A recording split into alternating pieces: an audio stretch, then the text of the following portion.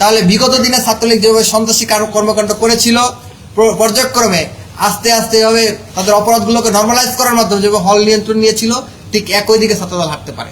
হলের রুমে ঢুকে একজন প্রতিবন্ধীকে মারতে 4 জন সন্ত্রাসী রুমের মধ্যে প্রবেশ করেছে।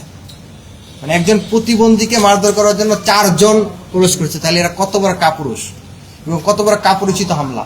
এবং আমরা মনে করি এই ঘটনাগুলো প্রত্যেকটা কোনো বিচ্ছিন্ন ঘটনা নয়, প্রত্যেকটা ঘটনা একটা অ্যাসিড টেস্ট।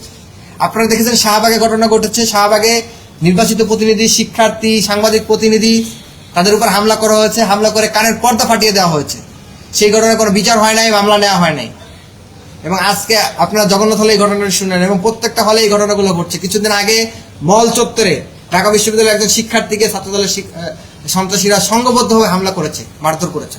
তো এই ধরনের ঘটনাগুলো প্রতিনিয়তই ঘটছে এবং এগুলোকে আমরা অ্যাসিড টেস্ট হিসেবে দেখছি। এবং আমরা মনে করছি এই ঘটনাগুলোকে যদি আমরা এখনই আটকে দিতে না পারি, তাহলে বিগত দিনে ছাত্রলীগ যেভাবে সন্ত্রাসী কর্মকাণ্ড করেছিল, পর্যায়ক্রমে আস্তে আস্তে এভাবে তাদের অপরাধগুলোকে নর্মালাইজ করার মাধ্যমে যেভাবে হল নিয়ন্ত্রণ নিয়েছিল, ঠিক একই দিকে ছাত্রদল হাঁটতে পারে।